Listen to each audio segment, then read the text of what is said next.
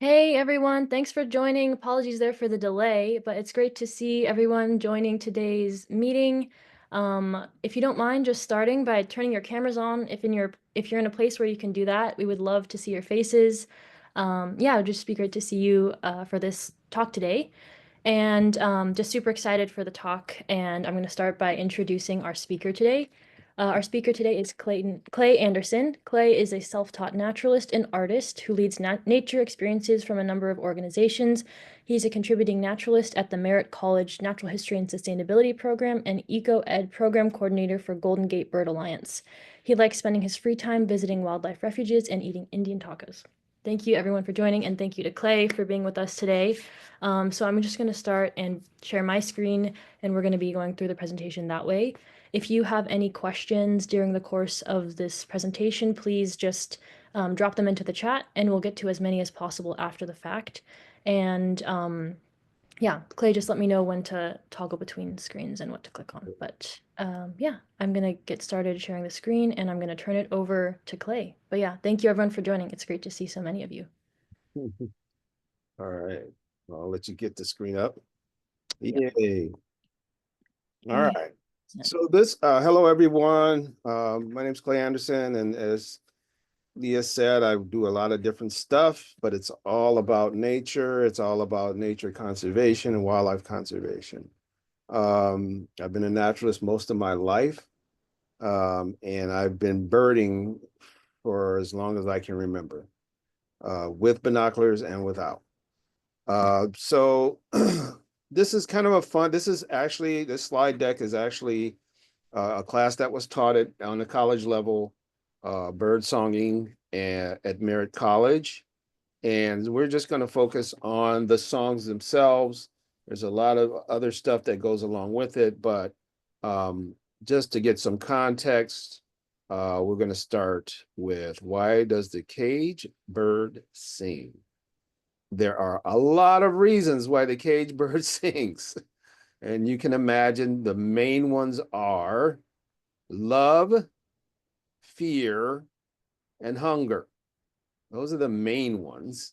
And there's a lot more in between, but that's where we're starting. Okay, if we go ahead, next slide. So a couple things. I don't know if there's any musicians in the audience, but I am not a musician. But I will take a stab at some of these terms, which is kilohertz, or the frequency, which is the amount of time that sound travels over a distance, or the number of times the sound travels over a distance.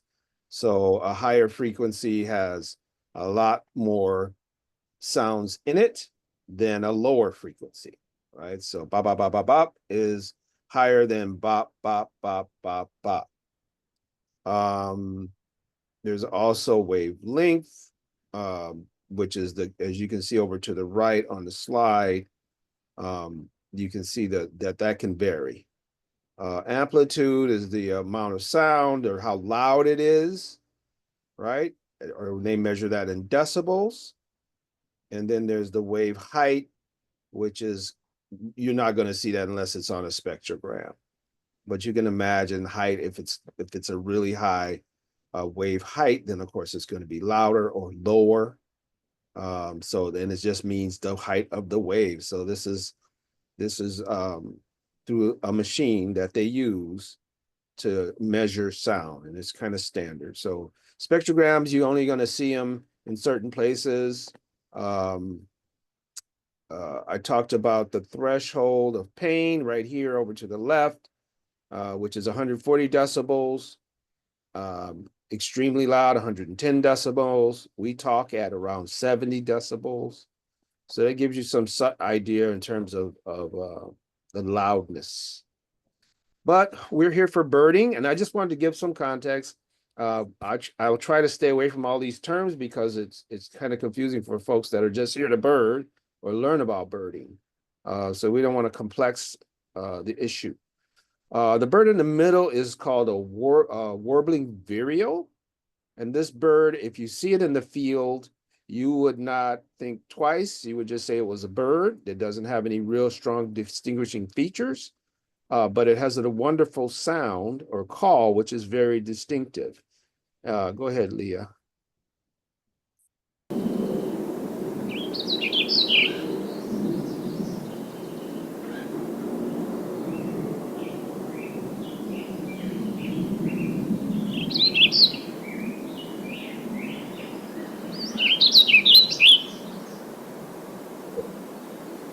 Just an example.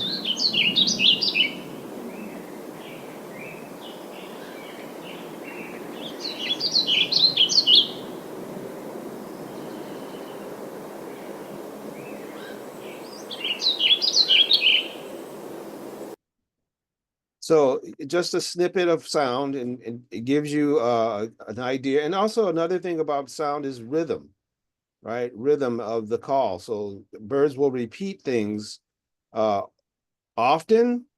And sometimes there are a few birds that actually don't repeat very often at all because they have such a high repertoire of calls and songs that it's hard to keep up with. But for the most part, there is a rhythm. And if you can develop an ear for that rhythm and the cadence, that'll help you with finding or hearing birds. Um, okay, next slide. So also was another thing we have to remember is that birds have unidirectional breathing. And it's really a hard concept to grasp, but basically what we're saying is for every breath that we take in, we take in an air breath and then we let it out. Birds take in an air of breath and then they take in another air of breath, and the air that they took in before moves through their unidirectional lung system and it starts to expel out on the second breath. So there's two breaths inside of a bird at the same time. It's kind of like bagpipes, if you can imagine that. Um, their lungs are not like ours. I don't know if can Leah, can they see my cursor or yours? I think they can see mine. Let's Okay, see. so off to the right there in the top frame, you Mhm. can see the one that's different, and it's in the lungs, the black in the center. Sorry, in the center. Oh, here. Okay. Yeah, so there's all these lung shapes, and below it is the organism that they belong to, and you can see that the bird is totally different from all the rest. They have air sacs, and these air sacs can run through the entire body from up in the anterior portion all the way to the posterior part of the body, and into the bones of the birds. So for many birds, they have, of course, hollow bones, and air passes into those in and out of those bones as part of the air delivery system. So this oxygenates the body much quicker, more directly, as opposed to our system where we're transferring oxygen to blood, right? So there's one more step less with these birds as opposed to or the at least the steps are shortened uh, when it comes to birds as opposed to humans.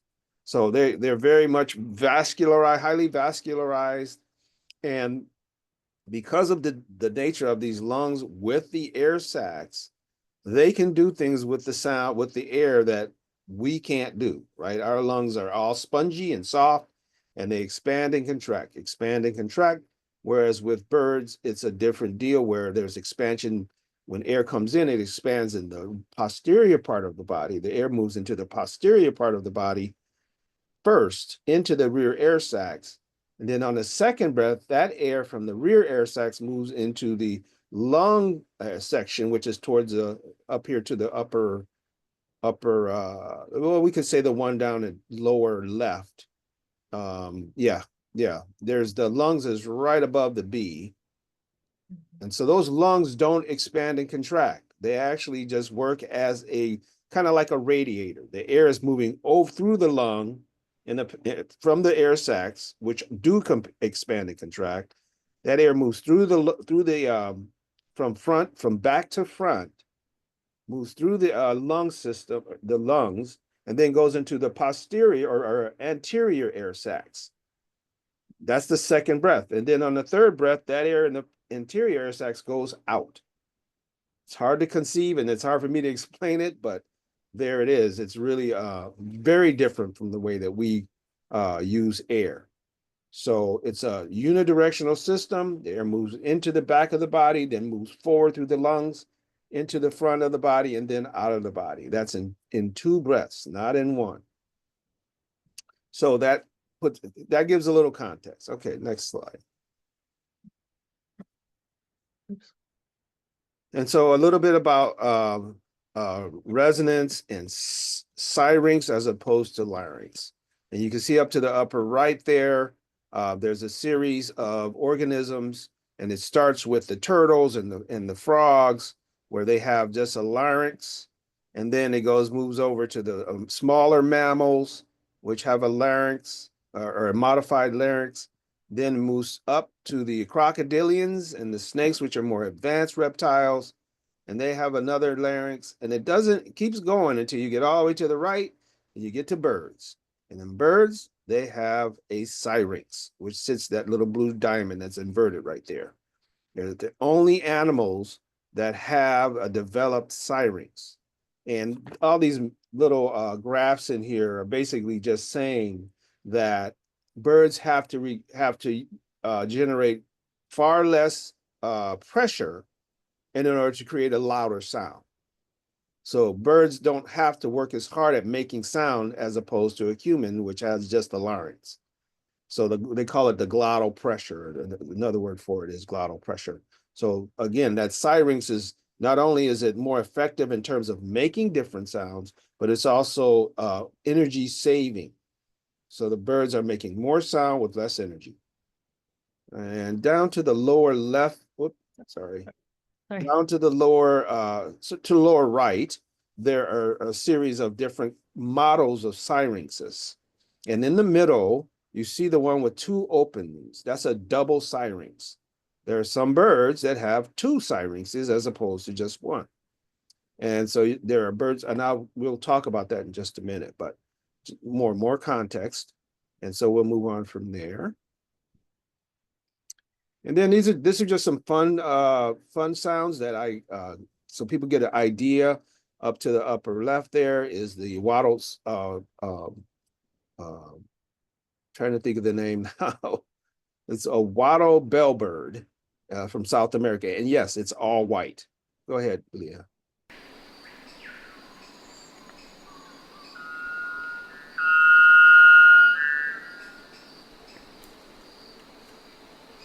Yes, that's the bird. You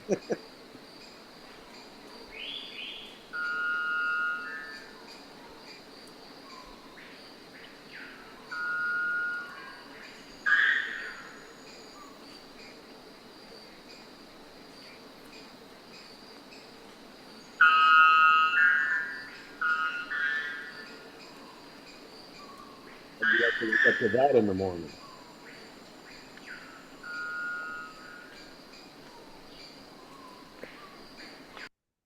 So it's a very unusual bird, and I know there's studies, there are people that are studying it, try to figure out how they make this sound. It's incredible. Off to the upper right is the what we call the musician's wren. There are a lot of wrens in the world, almost 100 species of wrens.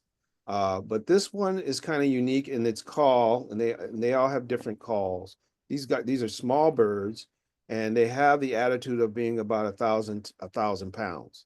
So go ahead and play that one.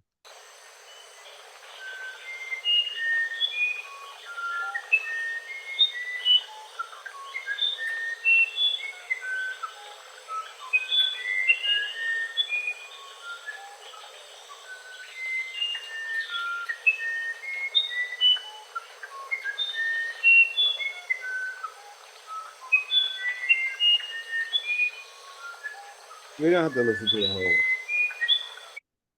So just to give you an idea, it's like the notes that we find the most pleasing on a scale. It's just really unique. So that's why they call it the musician's wren, because it's so harmonious with our ear. Down to the lower right is this is the oil bird, which is really unique in so many different aspects, not just sound.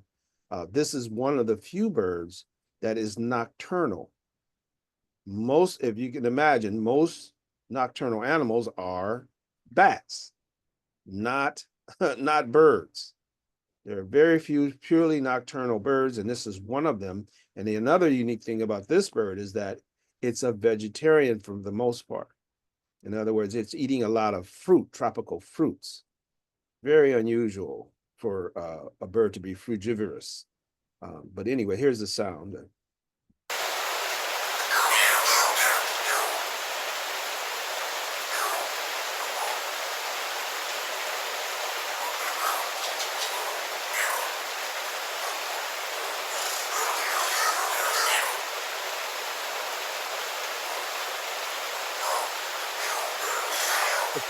Okay, that was not so pleasing, but you get the idea of the variety. It's just incredible what birds can generate with their systems. It's beyond anything we can imagine. Um, so we'll play the last one is of course the lower left, and this bird is what they consider to be the ancient um, member of the goose family or the duck family, anseriform. These are called screamers. Uh, is it? I think it's screamers, and they're from South America. All these birds that we're looking at are from South America, and this one is really, I really like it just because of the way it sounds. Go ahead.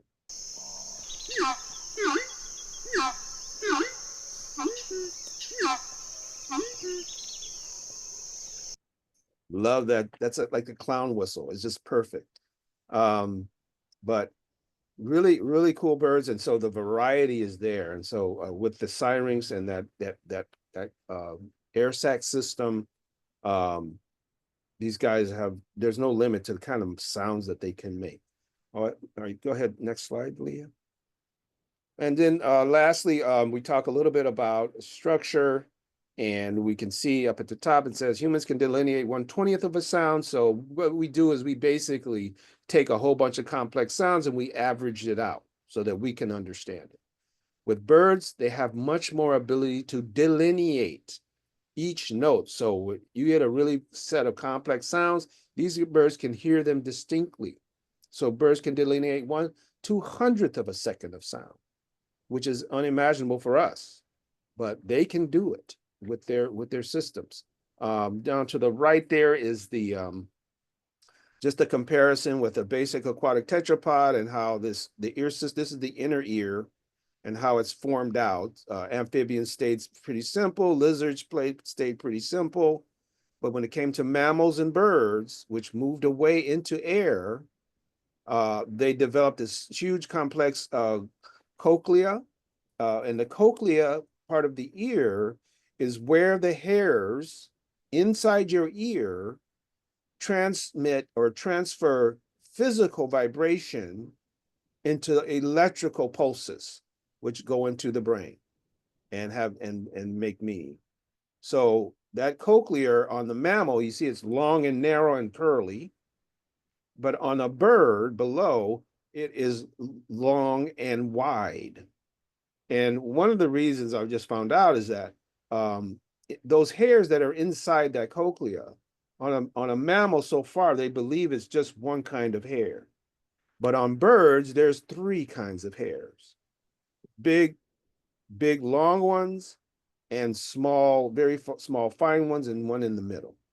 So there's all these three. It's like kind of like these hairs are picking up different sounds, probably amplitude, delineating between amplitude and frequency and all these different things. But birds can derive more meaning out of sound than we can. Although we, and if you can see up in the graph behind, the purple line shows humans, we have a wider area that we can pick up, lower hertz, lower to higher. Just above that, the gray or brown or black, that's an owl, and owls have the most sensitive hearing of all the birds. And these guys don't pick up as wide a range of sounds, but it's the amount of information that they can delineate out of the sound that they can hear. So that's the difference with birds, is that they can delineate sound quicker and more in depth than we can. They get more out of that sound than we can. So birds can process sound 10 times faster. The stereocilia, which are those hairs that are inside the cochlea, birds continually grow them. They don't die. And humans, we lose them. So some of us will go deaf. Birds never. Even when they're older, they don't lose their hearing. It stays as sharp as when they were young.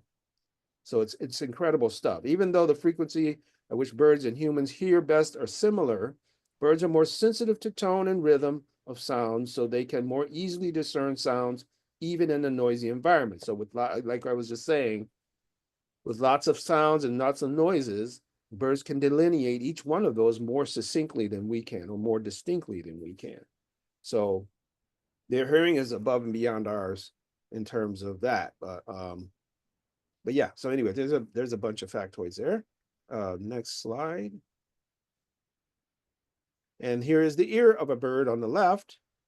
If you ever wonder what it looks like, it doesn't look very sexy or anything. It's just kind of there. And on the ostrich in the middle, they point towards the back, right? As well as he can see towards the back. And then on the far right, those are not ears. So a lot of people think, oh, those are the ears. No, they're just feathers. And on the top bird, which is a double-crested cormorant and is a local bird, those feathers are just for breeding. Just when they're breeding, you get these feathers. When the breeding's over, they lose those feathers. On the owl below, the great horned owl, those feathers are mainly, they're part of the hearing system, but they're also kind of part of their camouflage as well. So, and expression. So you'll see if some owls, when they get upset, they'll drop those little, those feathers. Those are all just feathers. They'll drop them back and when they're upset. And a lot of times when they're attentive, of course, they come up higher. So even though they're part of the system, they're not the total, they're not a major part of the system. Okay, and then next slide. And just to get a little go in on owls just a little bit, because they are unique, they're very unique, and they have really devoted a lot of their energy and development to hearing. It's an important part of their survival system. Most birds are diurnal, and so their optics are what they use. With owls, it's nocturnal, crepuscular, and so they have to have hearing, very strong hearing, acute hearing, in order to procure their food, to stay alive, et cetera, et cetera, et cetera. Up on the upper left there is a comparison of a great horned owl, which is that bird in the middle, compared to the barn owl, which is off to the left there. And you can see the difference in the lower part of that pink thing. That's the inner ear anatomy. And that lower part is huge on a barn owl compared to even a great horned owl. And that, again, that's the cochlea. And that cochlea is highly developed in the barn owl. They've just taken it to another level. And these birds are able to operate in pitch black and pick up find food without any light whatsoever. Great horned owls they have very strong hearing as well and can hunt at night with hearing, but they'll spend a portion of their life in the daytime. They will actually hunt during the day and in the evening and dawn and dusk. So these birds are more not as highly developed in terms of the sound as the barn owl is. Also, up to the upper right, there's a barn owl skull, and you can see that the ears on either side are asymmetrical. In other words, they're not level. So that's because that allows the barn owl to pick up more sound at an angle. So if you've ever seen a dog or a bird kind of cocking their head and moving their head around, even we do it, and we're trying to we're doing what we call triangulating. In other words, trying to make sure we hear it from different angles so that we know that that's what that is. So these birds will do the same thing, but they've got it built into their skull so that they can triangulate without moving their head as much. So that's another adaptation. And again, that disc, what we call the oral disc, is what we distinguish as being owl, right? That round circle on the face is a bunch of feathers that are all channeled into the ear and assist the bird in picking up sound and vibration. That's why all the owls have feathers all over their face And sometimes with the barn owls, you can barely see the eyes because the feathers are out there. But that's all for sound. It's all to pick up vibration, operating at night to get their food. They can also adjust the shape of the disc, the oral disc, so that they can pick up even more sound. And down to the lower left there, there's a person peeling back or pulling forward that oral disc so you can see the ear behind. And all of those feathers are funneling sound into that ear. Okay, we'll go to the next slide. So now there's some local birds. Well, two of them are local. Ruddy ducks, which live here in Central California. Uh, this is an example of just birds that use their environment for sound. So not just using vocal sound, but also adding in an environmental aspect. So with ruddy duck, when they go into their breeding, they actually get into paddling or snapping their beak against their chest with the water to make this sound. Go ahead and we can play that. Kind of weird sounding, but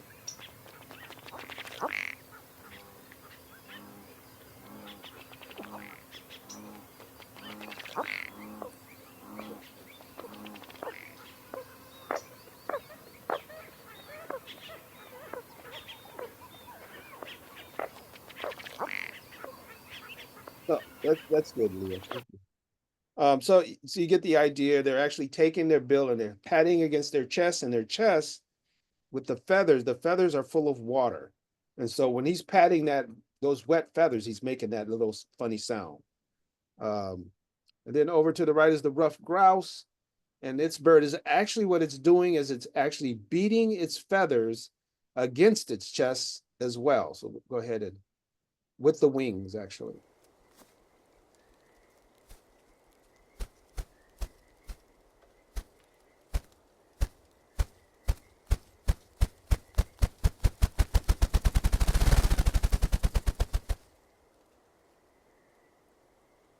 Cool.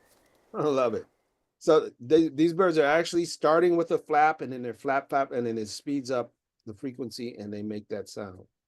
Um, all right. And then there's down to I will do the best for last. So the lower right is the palm cockatoo. This is the biggest cockatoo or parrot in the world.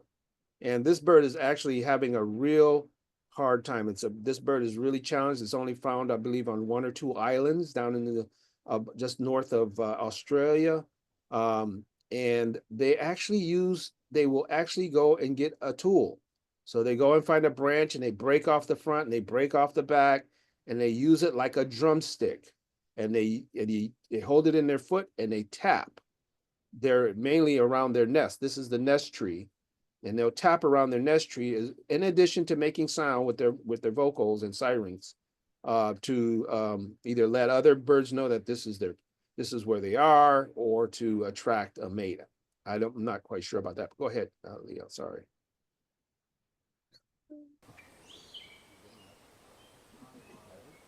Sorry? Yeah, with the stick.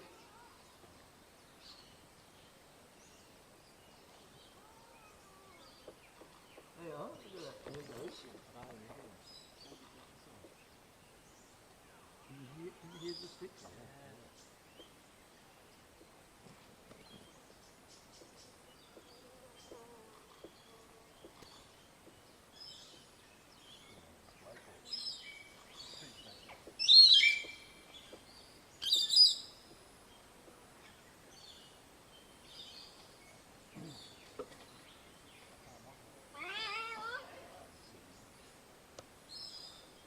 Hmm. Yeah, it's not coming through. Okay, Lee. So yeah, that tapping is not coming through, but he did a couple of taps there. I just barely heard it. But they definitely have that call. That's their basic call, which sounds like a little baby or something, but really unique. We'll do one more. The clubbed wing manakin from South America. They actually use a feather vein, or the vein of the feather is roughened and it's actually thicker than normal on a feather. So they use those thickened veins and they rub them together at a high rate of speed to make this sound. Go ahead.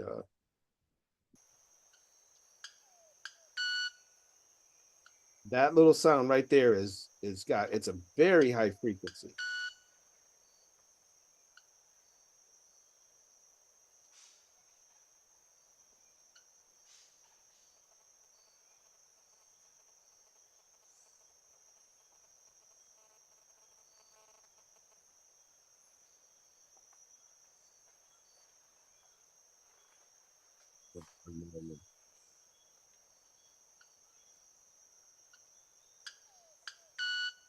Yeah, so you get the idea.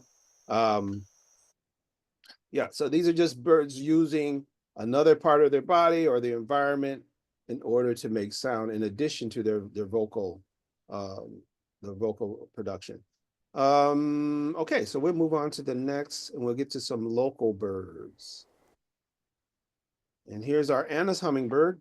Now, if you see a hummingbird in the wintertime here in the Bay Area, it's 90% chance it's an Anna. So if you just say Anna's hummingbird, you're 90% correct. These birds stay here. The only hummingbird that stays year round here. Occasionally we'll have Allens come in, and occasionally we'll have and actually the the golden I always get the name wrong on that, the little golden one that passes through and goes north. But they don't spend time here at all. So let's go ahead and play Anna's.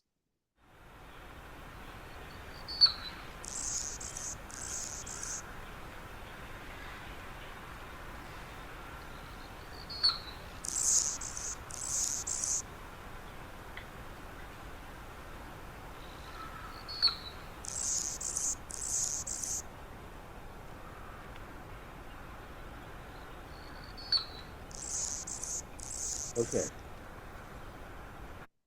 Just so we get an idea. So we can hear the high pitched wee. That's the vocal. That's the from the sirens. But that little pop we heard, that little boop, that's actually created by the tail. So the bird actually, and I can show you in this diagram up to the right, they do what we call a J form. So on Anna's, they do this drop. They fly straight up into the air until you can't see them anymore, and then they just stall and they drop right out of the air at high speed, and then they actually power down. So they're flying downwards towards the whatever the thing is, the issue, which is usually a bird that's on its nectar tree, and it wants to scare that bird away or scare off a competitor. So they fly straight down towards that bush, and right at the bottom, they open up their tail feathers and make in that air, that's what we call a sonic boom, basically, and it makes a pop sound, and then they do the whole thing all over again. So that's actually using the tail as well as the voice to make the sound. I don't think it's very intimidating to us, but for some smaller birds, it's pretty intimidating, I guess. But that's Anna's hummingbird, which is our winter, year-round hummingbird. It's the only bird that we have here year-round, and it's all green. Whereas Allen's actually has a little bit of gold mixed in sometimes, and then the other one, God, it's escaping me. Let me pull up my app because I want to make sure I get the word right for the Hummer. But anyway, we'll move on to the next slide while I look for that. All right, and so we all know the mallard, and the mallard is a bird that is very fecund, what we call fecund. In other words, they can have one, two, three sets of chicks every year. If the things are really good, they start breeding in the wintertime and they don't stop until July. So these birds can produce a lot of babies. And of course, at least half of them get eaten by something, otters and hawks, et cetera, et cetera. But they're very, very productive. And with the mallard, it's really unusual because they're in the right next to the mallard is a picture of the syrinx. And the female is on the right and the male is on the left. The male has this huge bulge, and no, I'm not sure. I haven't read about why that is, but it's the female that makes the loudest call. And so let's play that first one, Leah.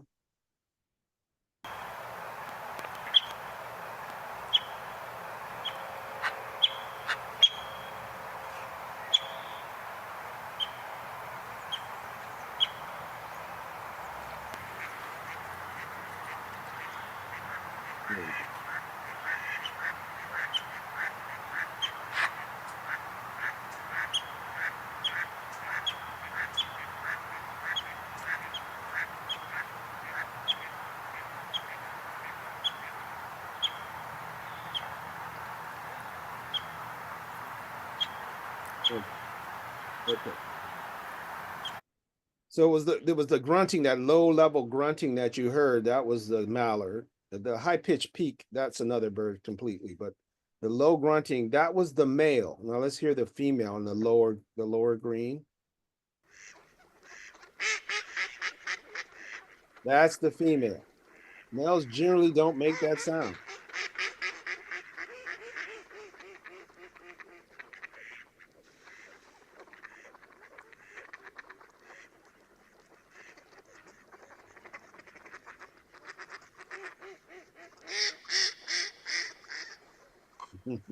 So yeah, so that's the female that makes that big sound. And part of it is because they live in swampy areas where there's lots of marsh.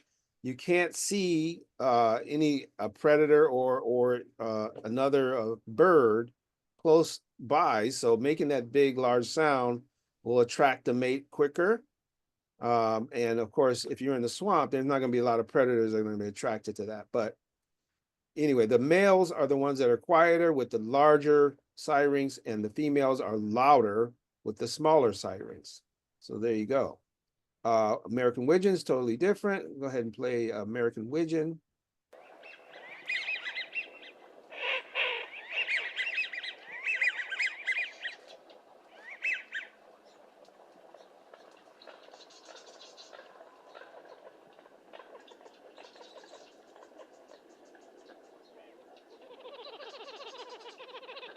That's not a widgeon.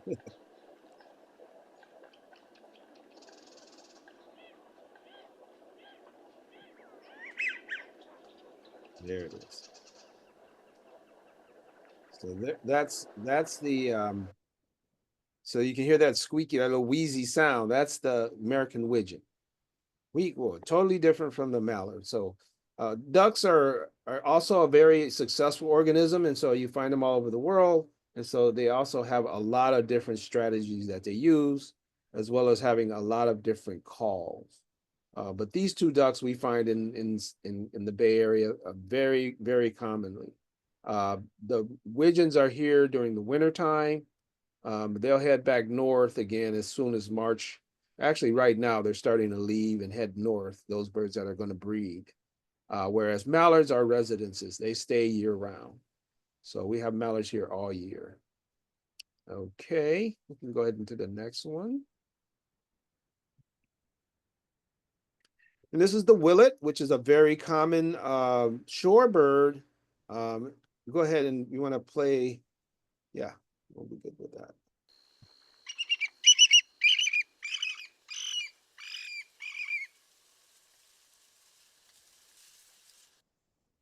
So shorebirds are not known for their melodious songs. They have a very unique call for sure, and you can tell the different species apart if you spend time in the marsh. But for the most part, they're not known for their amazing virtuosity, so to speak. This bird actually, and it's really interesting. Well, the one field mark that you look for is the bird. You can see the bird to the right. When they open their wings, you see that black and white. It really stands out. And if you see that, you know you've got a willet. The upper left is the bird during winter season, and in the center, lower center is the bird during breeding season. These birds actually breed up in the Sierras, but they come down here in the winter to spend the winter. another thing to know about this bird is that it is totally dependent on a grassland environment. So we think about them as at the shore or in the marsh, but during their breeding season, they're in grassland areas. So this is something that we have to learn, pay more attention to, is where is a bird when it migrates? Because those areas need to be protected as well. Because if we destroy the grasslands, this shore bird could very well disappear. So we made a mistake with that with the Eskimo curlew. It was a bird that actually flew down the eastern seaboard to South America. And on its tour back, birds have to eat right along their migration. If they don't eat while they're in their migration process, for most birds, not all birds, but for most birds, they need to stop and refuel. In other words, get more food, because they have a dilemma. They need to fly, but they can't be too heavy. So they have to put on food just enough to get them where they're going. And then at the time they get there, if they don't have food immediately available, they can very easily starve to death. So we didn't understand that about the Eskimo curlew. It would stop along the way through the central flyway, which is up through Nebraska, Kansas, North Dakota, South Dakota, and eat large bugs on the way back to Alaska to breed. But once we turned that into monoculture, that was one of the major stops for or major causes for the demise of the Eskimo curlew, because we didn't understand their migration route and what they needed for migration. So I'm getting off on a tangent. Let's get back to sound. So next slide. And this is another shorebird, or some gulls are very shore oriented, some are not so much. So when we use the word gull, it's more accurate than we say seagull, because again, there are some gulls that don't spend time at sea hardly at all. So gull is the accurate term. This is the western gull, which is our next to largest gull here in the Bay Area. And these guys are year round, again, here all year, and they get into all kinds of stuff. So let's play the top. There's one above that, Leah. Thanks.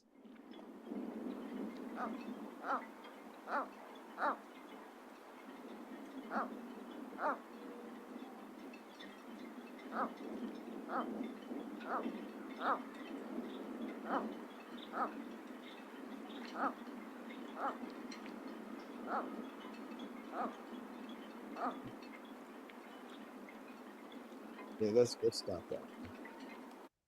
So I just wanted to get you to, this is intrapersonal or interspecies communication. We get used to thinking that, okay, we identify the bird by the song, but birds also have a language. And oftentimes they're communicating with each other at low frequencies that we can't hear. And this is one particular case where that was happening. Let's play the second one.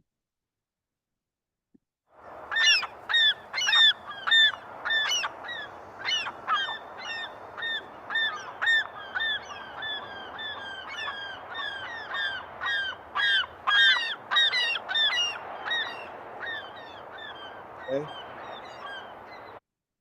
And so when you hear that, of course, this is what we're used to hearing. And it's usually these calls that are communicating something very urgent. Like, for example, there's an attack on the nest, or there's food over here, things that are very important. So these are those sounds that they make in order to communicate across distance to us. So a lot of times we'll see somebody with a bag of bread, and as soon as they open it up, these birds are letting other birds know. And so all of a sudden you got all these birds around you. Where did they come from? Well, they got the signal, right? They got the call. There's Wonder Bread over here. So, all right. So there's, let's play the bottom left, I guess.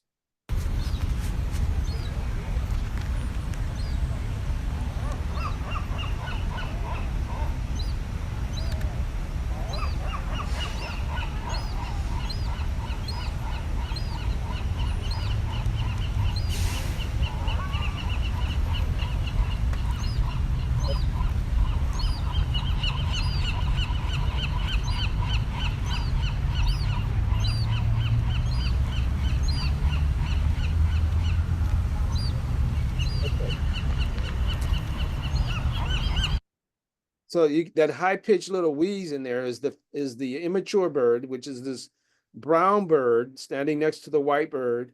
This is an immature bird. Gulls can take 2, 3, 4 years to get to adult plumage. And so during that first year or so, they beg from mom and dad for food like teenagers. And so that little wee, wee, wee, that is actually the immature gull begging for food. And that's what they're doing there. Again, goals are complex. And if you're just starting out in birding, I always suggest that you not start with goals because of the visuals. They're so minute and subtle. And on top of that, the multiple years before adulthood, and on top of that, that goals can hybridize.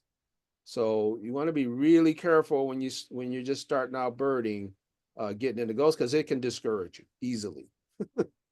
Let's play the last one, I guess.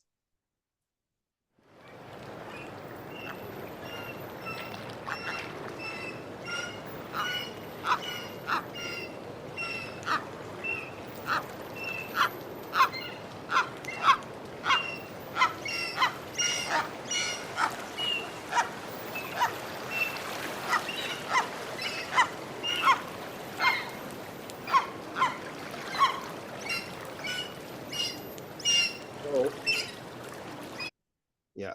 So you can kind of hear the similarity with the first year birds. You can hear the high pitch, but on this one, it was an older bird, and that's what that picture is down to the lower right is a bird in its second or third year, which is too old to be fed. So the parents will let these birds know that there's food, but they're not going to feed them. So these guys will beg and beg and beg, but they're on their own after about this first or second year. They're on their own. So anyway, so that's Western gull, and it is a local gull again, year round. Yeah, we can go ahead. And just real quick, this is a bird we won't see on the walk, but of course you can't miss the California quail because it is the California bird. It is the official bird of California. So we want to mention it. Go ahead, play the.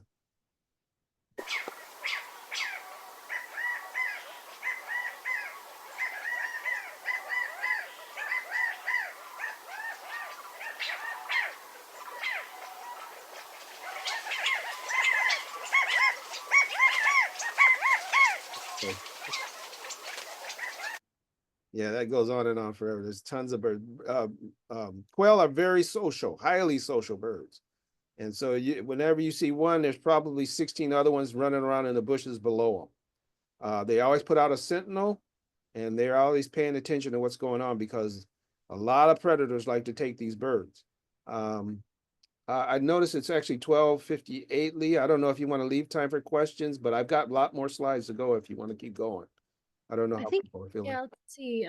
We started like about 10 minutes late, so maybe if we do a Okay, couple more slides and then right at 1, maybe we break and do questions. Any questions in the chat? great, great. I'll probably go a few minutes over, but those of you who need to leave at 1, please don't hesitate. But yeah, please continue, and maybe yeah, right at 1 we can just go to questions.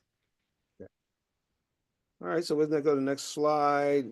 We'll move on. We'll keep going. I want to try to get something more next. Okay, so yeah, here these are woodpeckers, and there are two major woodpeckers that we get in the Bay Area that are very, very similar, and that's the hairy woodpecker and the downy woodpecker. They're very challenging, especially for new birders.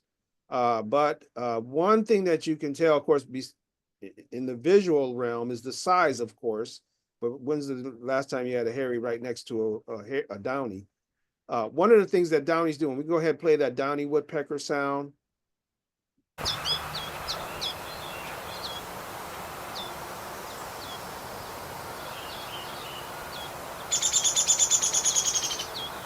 That sound right there. That's called the Downy whinny. And so if you hear that, you know you've got 100%. That's a Downy woodpecker. None of the other woodpeckers do this little beep beep beep beep beep beep beep. They don't do that. Harry, we'll go ahead and play Harry.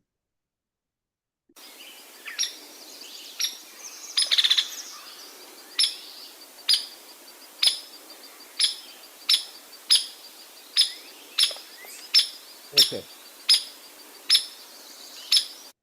So you get the idea. Very dry, one note. Pick, pick, pick. Always the pick, pick, pick. Very high and dry, like they're scared of something. That's Harry's. And Harry's generally don't come in close to humans. If you got one coming into your yard, you're lucky. Most of the time, it's a downy woodpecker that's going to be getting down in your feeder and eating the suet and all that. And then the last bird over to the right is the nuttles, which is our almost a California endemic. We'll go ahead and play that one, Leah.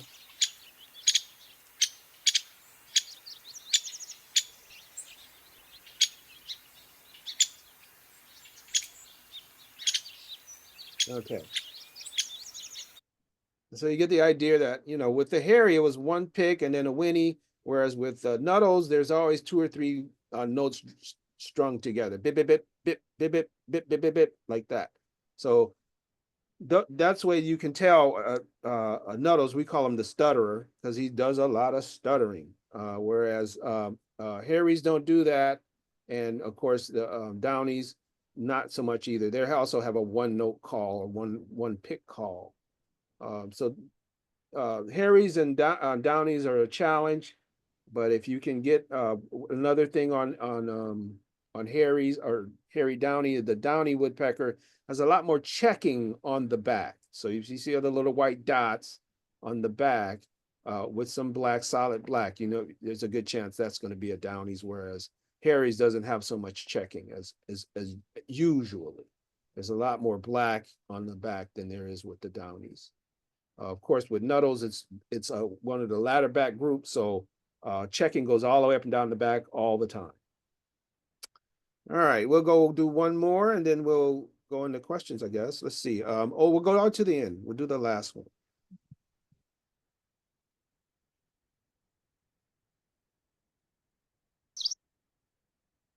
There we go. Right there. This is my all-time favorite birder. Bird songstress or song maker. This bird is a northern mockingbird, and this bird incorporates other birds' songs into their calls. So I'll go ahead and play one of those.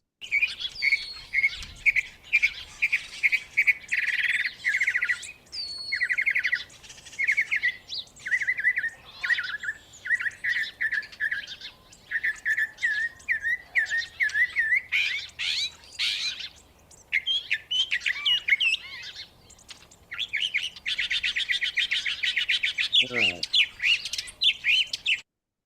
Just an amazing bird. I love the sounds, and they can incorporate all kinds of stuff. You can hear babies crying and trains going down the track and car horns and all kinds of stuff that they incorporate into their songs. So they do have a basic song, but it takes a long time to learn it, but it's always in there. And as you listen to more mockingbirds, you'll be able to identify it. If I wish I had more time, I could point it out to you. But anyway, all right. I guess we can go to questions and Let me stop sharing. Oops. okay. Thank you, Clay. That was awesome. Okay, I'm gonna do Q&A now. And so how that will work is I will be calling the name of the person who entered the question in the chat and then inviting you to unmute.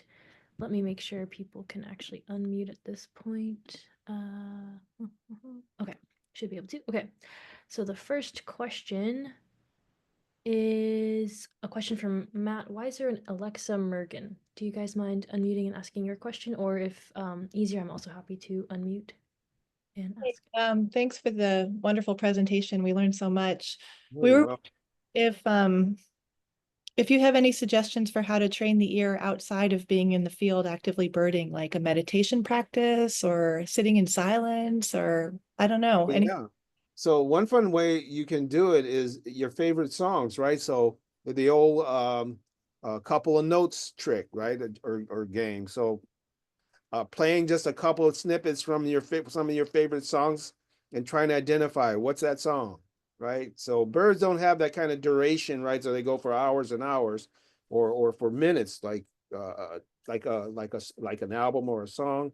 So they're working in shorter durations. So learning being able to identify your song from just a couple of notes, that's birding.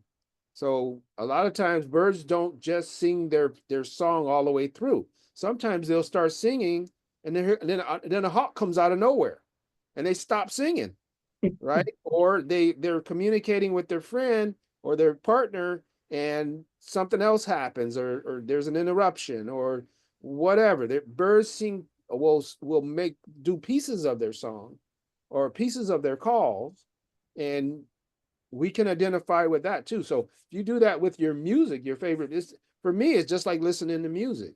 And I can identify songs just by listening, right, to a couple of notes or whatever.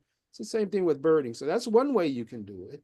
And then I see also you ask about meditation. Absolutely, meditation is a perfect. Quiet sits in nature, priceless. Thank you so much. Thank you. Yes. Thank you for your question, Matt and Alexa. We have a question from Hollis. Hollis, do you mind unmuting and asking your question? Or let's see. I can also ask it. Let's see. Hollis is asking. Oh wait, never mind. There was no question. Never mind. We have a question from Evelyn. Evelyn, do you mind unmuting and asking your question? Yeah, mine is kind of a follow-up question to the previous one, but I was wondering if you had any suggestions for learning to bird by ear. I know some people have recommended like listening to recordings on the Canto or another website, or looking at the spectrograms or creating mnemonics. And I wondered if you had any tips in that realm. Yeah, no, those are the tips I would give out. Yeah, these are this is I don't know if people can see that. But there's Peterson's Field Guide by Piplo. He's well known for his songs. He has spectrograms in there of all sorts. If you want to, for people who are visual learners like me, these really do help being able to see what the sound is doing with the spectrograms. But yeah, mnemonics and listening to the apps, having the apps on your phone, really helpful. But nothing replaces being out in nature and listening, right? Being there and learning the amplitude, the changes in the field, that's irreplaceable. So, and I think the new apps now with the sound, some of them are still making lots of mistakes.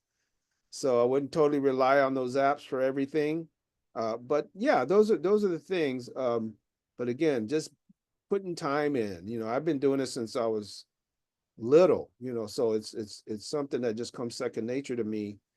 So trying to cram it all into a couple of years is that's not gonna happen unless you're really gifted in music and sound. And some people are really good at that, and then there are other people that really have to work at it. So it all varies.